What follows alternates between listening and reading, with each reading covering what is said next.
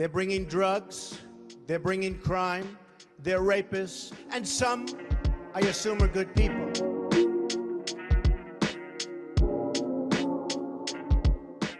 As of June 2018, most of the people being held by ICE are not criminals at all.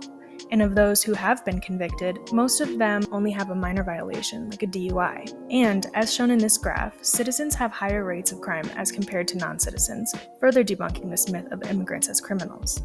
You may be wondering, how did this happen? How did immigrants as criminals become a stereotype? To answer this, we have to go all the way back to the beginning. Once immigrants are in the country, the main method of immigration enforcement is deportation. Deportation is the arrest, removal, and exclusion of immigrants from the U.S. Since the 90s, deportation has increased rapidly as immigration policy has shifted to targeting minor crimes more harshly and building partnerships with local law enforcement. Deportation serves as a method of social control. Social control instills fear in immigrants due to the potential of their removal from the country. Fear takes power away from immigrants and places it in the hands of the government. Post-entry social control limits the behavior of immigrants through the constant threat of detention and deportation. Post-entry social control limits immigrants' autonomy and the possibilities for their life in the U.S. Social control keeps immigrant labor vulnerable and workers compliant.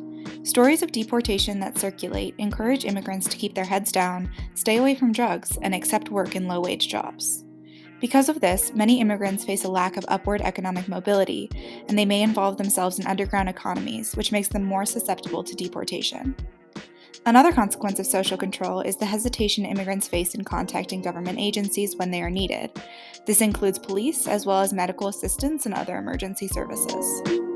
Now, let's think about all that we have learned and how this applies to the ideas of immigrants as criminals. The high rates of deportation are more about instilling fear in immigrants and about immigrants than protecting U.S. citizens and national security.